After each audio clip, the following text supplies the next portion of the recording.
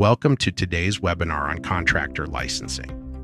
I'm thrilled to guide you through the ins and outs of this often complex process. Whether it's about changing regulations, the intricacies of filing, or simply maintaining your license, we're here to make it manageable. Let me share a personal story. About 7 years ago, my partner and I decided to build my own log cabin in Vermont. I bought the land, ordered a kit, and thought I was ready to go. But when I applied for a building permit, I discovered I'd need to act as a general contractor for my project. I hired a subcontractor for the foundation, but soon realized I was in over my head with all the regulations and requirements. Eventually, I brought in a professional contractor to help complete the project, and that experience taught me just how involved contractor licensing can be. Today's agenda includes several key points. We'll start with understanding when a contractor license is necessary and what triggers that need. Next, we'll explore the different types of licenses and how to choose the right one for your project. We'll cover classifications, project value, and the type of construction involved, as all these factors play a role in selection. Then we'll discuss the requirements to obtain a license, understanding jurisdictional specifics, and the overall process. Finally, we'll touch on maintaining compliance and managing changes, which is crucial for ongoing management. So, when do you need a contractor license?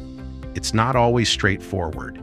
Depending on your project's details, operating without a proper license can lead to severe financial penalties and enforcement actions.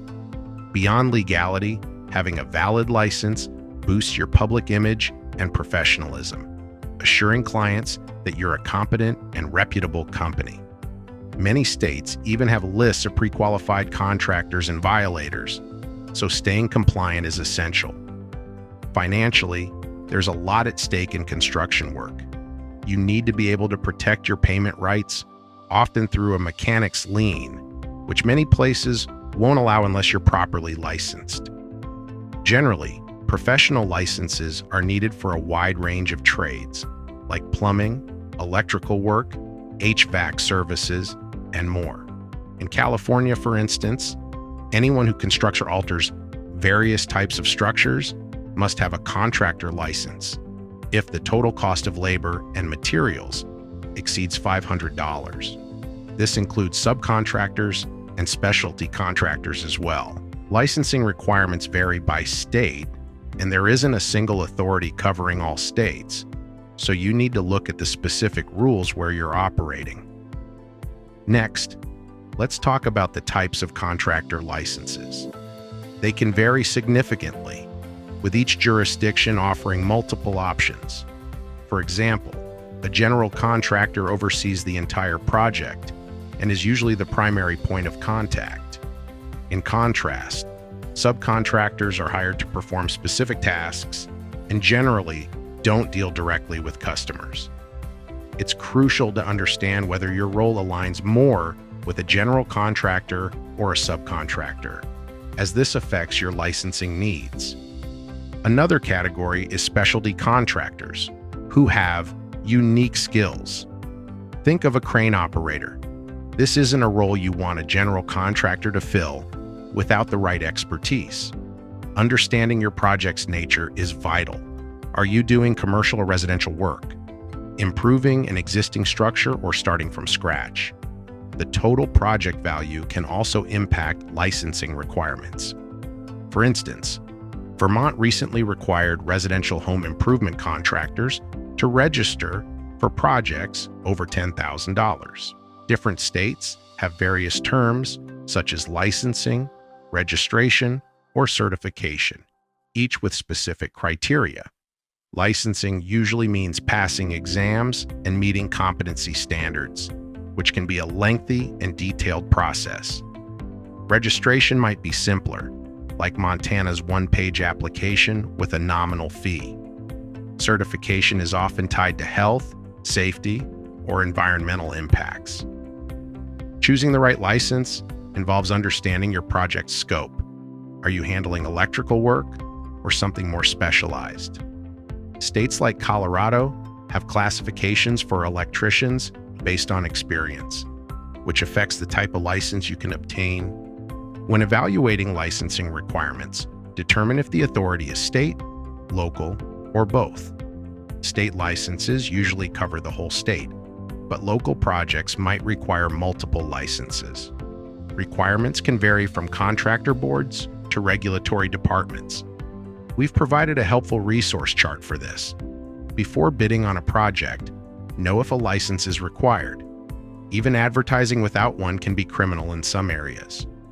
Consider the likelihood of winning the bid and the long-term potential of the project. In California, for example, even advertising for work requires a valid license. Now, let's delve into the general requirements for obtaining a contractor license. First, describe the work you plan to do.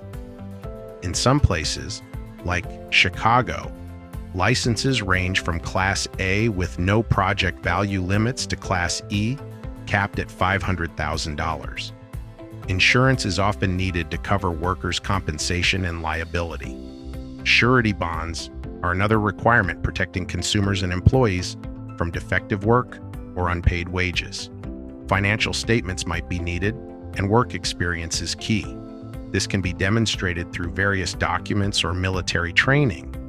Passing business law and trade exams is essential, though some states offer waivers if you have a license from another state with reciprocity agreements. Fees are involved, typically based on license classification.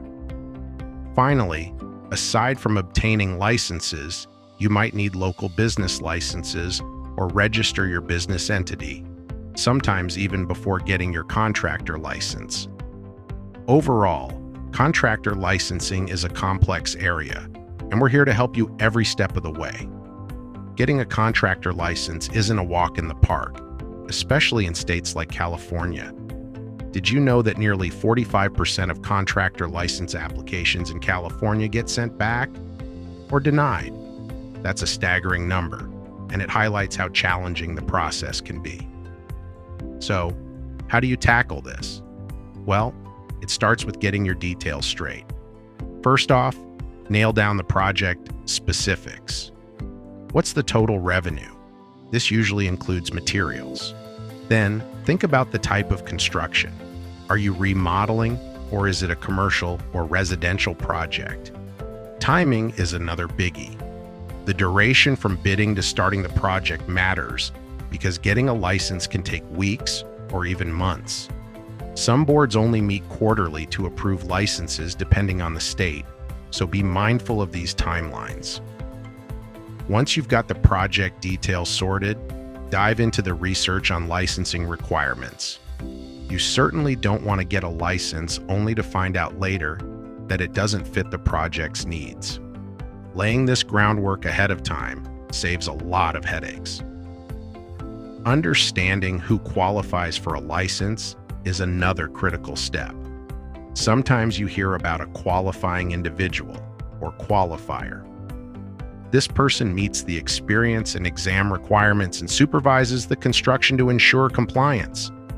They're pretty much the go-to expert for your services. Don't focus solely on contractor licensing, though. Other licenses might be needed too, especially if you're working with government agencies. You might need a local business license, and you have to consider tax requirements as well. Are employees involved? You'll need payroll set up for withholding and unemployment insurance. And sometimes, a Secretary of State business entity registration is a prerequisite. If you haven't tried these services, it's worth considering them. Many clients find the value in having their licensing needs supported by a dedicated partner, ensuring their operations run smoothly and their licenses are always up to date. To wrap things up, there are a few survey questions I'd like to address. First, if you'd like to be contacted by a business license expert, let us know. Also, please rate today's webinar content and presenter on a scale of 1 to 5 in the comment section below, with 5 being the highest. Your feedback is invaluable to us. Thank you for watching, and please visit our website at legalregistration.com.